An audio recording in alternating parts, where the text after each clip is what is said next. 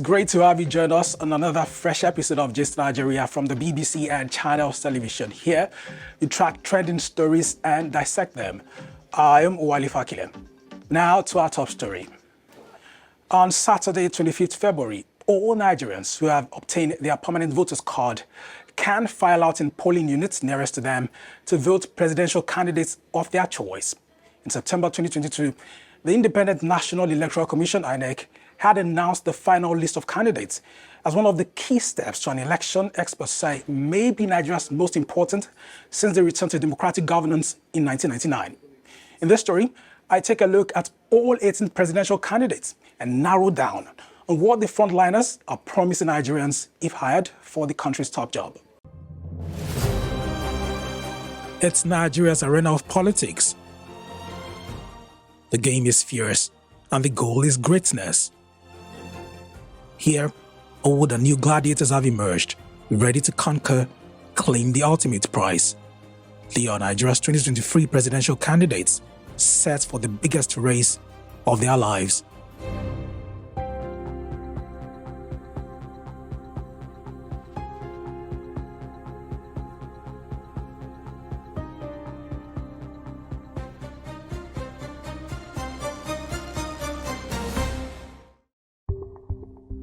After months of jostling in 2022, political parties elected candidates to vie for the highest office in Nigeria. And in September, the Independent National Electoral Commission, INEC, announced the final list of presidential candidates in a key step to an election that's been called the most important since 1999. So, who are these candidates hoping to replace President Muhammadu Buhari for Nigeria's top job? Christopher Imumelen is a professor of engineering. He is the youngest candidate on the ballot. Hamza Al-Mustafa is a former chief security officer to former military leader General Sani Abacha. Omoyele Sowore is the founder and publisher of US-based news site Sahara Reporters. Dumebi Kachiku is a businessman who owns Local Roots Television. Sani Yusuf is a politician and businessman from northwestern Kano State. Bola Tinubu is the two-term former governor of Nigeria's commercial hub, Lagos State. Peter Umiadi is the former chief judge of southeastern Anambra State and a professor of law. OJ Chichi, a corporate finance specialist from southern Delta State, is the only female candidate in the mix. Nadia Sita is also contesting for Nigeria's highest office, but there isn't much information available about him. Adenuga Oluwafemi, a businessman from southwestern Ogun State, is both its party's national chairman and presidential candidate. Businessman Peter Obi is a former governor of southeastern Anambra State. Rabiu Kwankwaso is a two-term former governor of the northwestern Kano State. Usakwe Felix replaced Mazi Okudili Nwaya-Ajike, who was suspended as his party's candidate. Former Vice President Atiku Abubakar is running for the presidency for the third time. Kola Abiola is the fourth child of late Nigerian businessman Moshood Abiola, the acclaimed winner of the June 12, 1993 annulled presidential election. Adebayo Adewale is a lawyer, politician, and businessman from southwestern Ondo State. Malik Ado Ibrahim is a prince and businessman from north-central Kogi State. Daniel Nwayawu is both presidential flag bearer and national chairman of his party. 18 candidates in all, but among these contenders, experts say 3 of them stand out. Tinubu and Atiku are heavyweights in the parties that they represent, so it wasn't really a surprise that they were able to emerge. However, Peter Obi's one was the one that was a surprise to everyone. 3 of them has been able to create their space within the political spectrum in Nigeria, and they're well known. That's why they're the leading candidates, I think. The BBC sat down with Bola Tinubu, Peter Obi, and Atiku Abubakar at different locations and time to x-ray their plans for Nigerians. They were all asked why they want to be Nigeria's next president. I have governed Lagos. I built a modern state that could be a country on its own. I've led an administration that is so prudent. From 600 million internally generated revenue to 5 billion a month. That's a record. We want to bring a structure that will secure, unite, and bring about production-centered leadership in Nigeria. This thinking that I have is a thinking behind every parent in this country. What kind of a country am I going to leave for my kids? Is it a better country than I found it or not? We asked our contributors to watch these interviews and also look up the manifestos of the three candidates. So let's now do a deep dive into what each candidate has said about key sectors in Nigeria. One common theme in the manifestos of the three frontline candidates is how they plan to prioritize security. Peter Obi, in a 72-page policy document, says he wants to secure Nigeria, end banditry and insurgency. He also says he would proactively pursue policies that will implement the fundamental objectives and directive principles of state policing.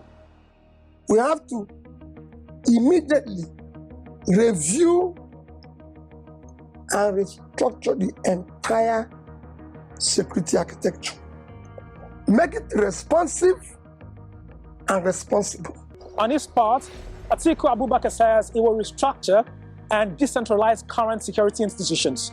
He adds that he will deal with insurgency using alternative approaches to conflict resolution. More boots on the ground, more equipment, and more training.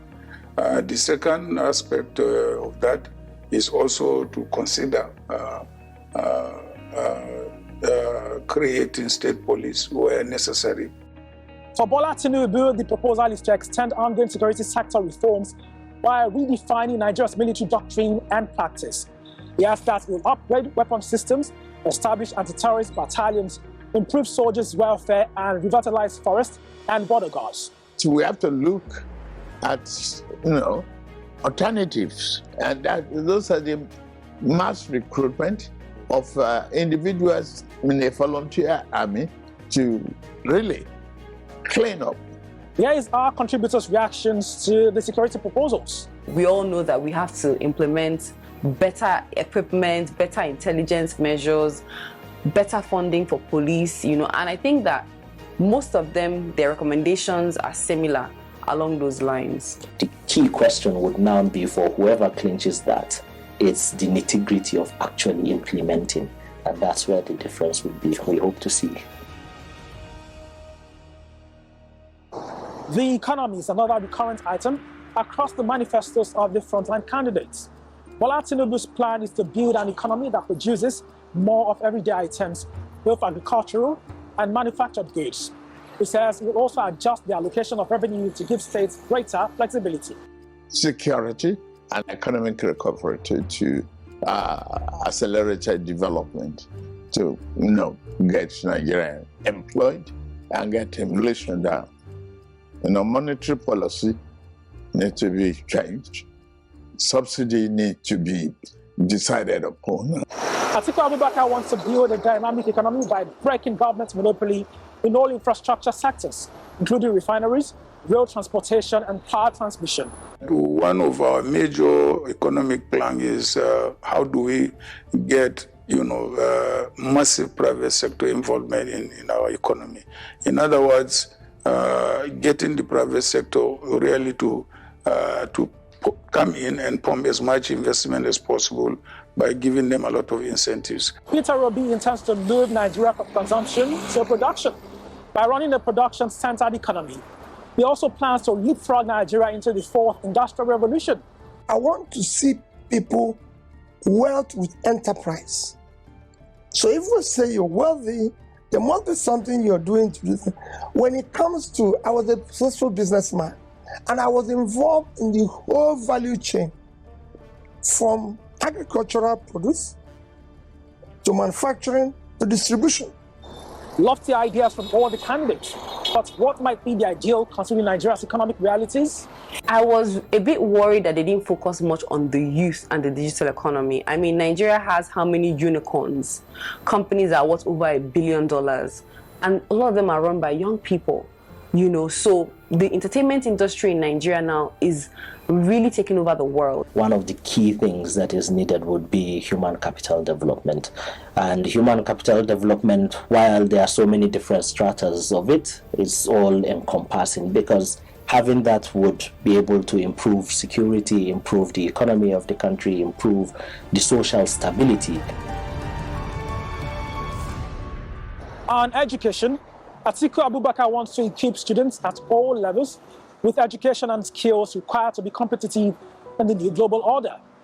Bola Tinubu says if elected, he would provide quality education for all, introduce a pilot student loan regime, and restructure tertiary institutions. One of the high points of Peter Obi's education plan is to introduce a No Child Left Behind policy. He also wants to address legislation guiding the funding of basic and tertiary education. Our experts also had thoughts on these plans for education. Most of the time, what happens is that these guys make commitment, because we've seen it again and again. But at the end of the day, they don't keep to it. Investing particularly in basic education is very, very key. Because while currently the federal government mostly concentrates on tertiary education, they are giving some support to the state governments through the Universal Basic Education Commission for basic education. But I still think more needs to be done. The electoral umpire has assured Nigerians that the polls would hold as slated, despite biting fuel scarcity and lingering shortage of Naira notes. Total number of registered voters for the 2023 general election is 93 million. That is 16.7 million more registered voters in Nigeria than the other 14 countries in West Africa put together. So in other words, an election in Nigeria is like conducting elections for the whole of West Africa and beyond. So it's huge. Nigeria is currently facing a cocktail of challenges: insecurity, a hobbling economy, and dwindling oil revenues mean poverty is almost widespread. Going by these indices, the next president of Nigeria would have their job cut out for them. 3 areas. You deal with power, you're able to deal with road infrastructure, and you're able to have water 24 hours in a day. Then I think the foundation for development has been built. I would advise the next president, whoever it is amongst the 3 candidates, to ensure that at least 50% of his cabinet are young people and women. You need diversity. You can't just have a government where it's just obsolete ideas. As the presidential race approaches its final lap, Nigerians watch and wait with bated breath, ready to cast their ballots as the next chapter of Nigeria's tale unfolds. Lots of promises there. May the best candidates win. Now, how are you preparing for the presidential election? Let's hear from you. Tweet us at Gist Nigeria TV.